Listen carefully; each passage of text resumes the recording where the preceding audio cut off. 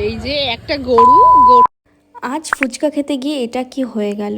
আজকে আবার টিউশন ছিল 12:30 থেকে। আমার আর মল্লিকা দুজনের কারোরই মুড আজকে অতটা ভালো ছিল না।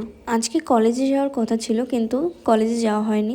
টিউশন পড়তে এসে আজকেও মনে হয় ঝামেলা বেঁধেই যেত। এমন একটা দিন নেই যেখানে ঝামেলা ছাড়া আমরা থাকতে পারি। পড়া শেষ হওয়ার পরে আমরা দুজন বেরিয়ে ঠিক করলাম যে আজকে ফুচকা খাবো। তো আমরা ফুচকা সচরাচর খাই না, অনেকদিন পরে আজকে ফুচকা খেয়েছিলাম। ফুচকা খেতে গিয়ে এত ঝাল লেগে যাবে সেটা বুঝতে পারিনি। আমরা দুজনে কিন্তু ঝাল খাই, বাট এতটাও ঝাল খাই না। তারপরে আবার আমার সাথে মল্লিকার কথা কাটাকাটি হয়ে গেল। আমি বলছিলাম যে তোর ভিডিওগুলো এত সুন্দর করে দিই, তুই আমার একটা ভিডিও সুন্দর করে দিচ্ছিস না। আমাকে বলছি ঠিক আছে ঠিক আছে, এবার থেকে তোর ভিডিও সুন্দর করে দেবো। তাও কিন্তু আমি রাগ করে চলে যাচ্ছিলাম। যতই রাগ না থাকুক কিন্তু রাগ তো দেখাতেই হবে। রাগ দেখাতে কিন্তু মেয়ে মানুষের বেশ ভালোই লাগে।